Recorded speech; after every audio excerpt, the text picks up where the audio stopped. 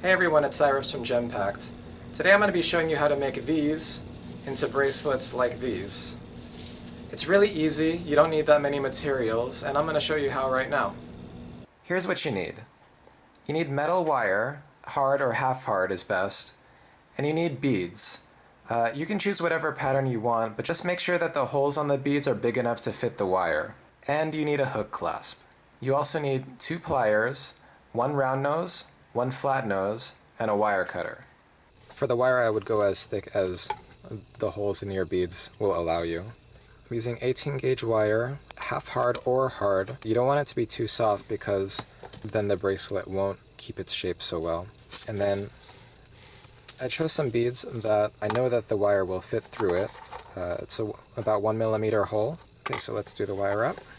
I'm going to start off on the hook side because the loop side, there's a little bit more room for us to play around with the final length when we're finishing things up at the end.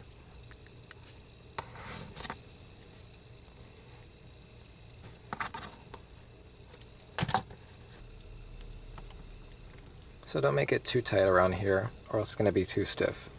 Leave a little bit of room. Okay, and we'll just continue with this wire up. 2 wraps should be enough.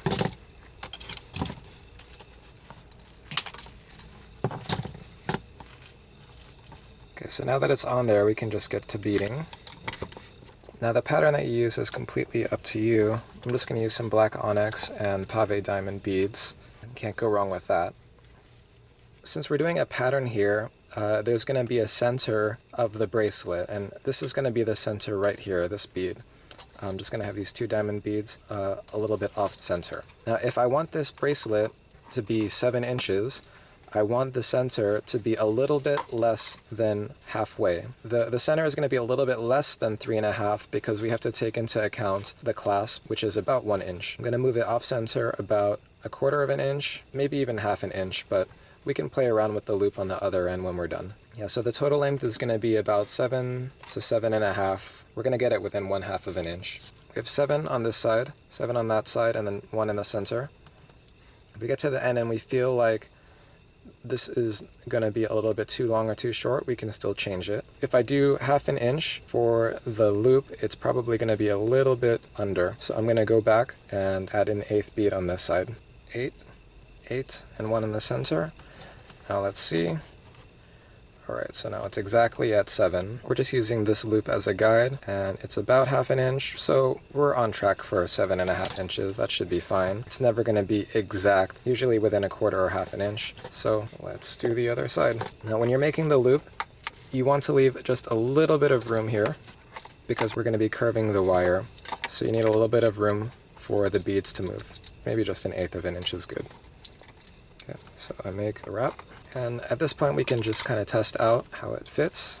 And by this point you'll know exactly how long the bracelet will be. And you don't want to go back and change things too many times or else the wire will start to get little nicks, and it'll be little nicks and scratches right here.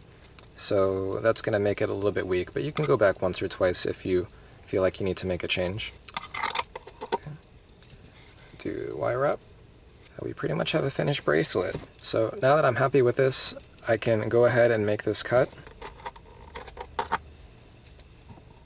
And there we go. So there you have it.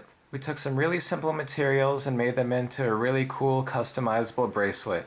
You can use any pattern that you want, any type of beads, just as long as the holes are big enough to fit your wire.